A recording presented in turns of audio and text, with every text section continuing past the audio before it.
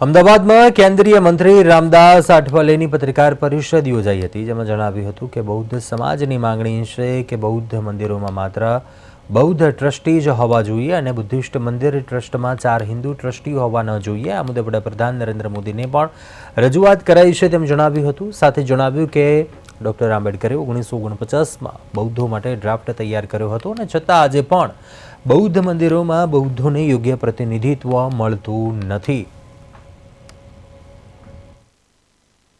है कि दलितों में काफ़ी बाबा साहब अम्बेडकर जी ने संविधान के माध्यम से रिजर्वेशन दिया और दलितों में शिक्षा का परसेंटेज बहुत बढ़ता जा रहा है।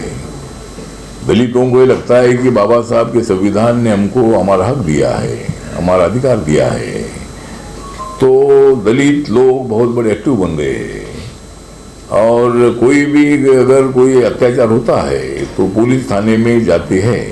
पहला जमाना ये था कि लोग पुलिस थाने में नहीं जाते थे, उसके आंकड़े कम होते थे।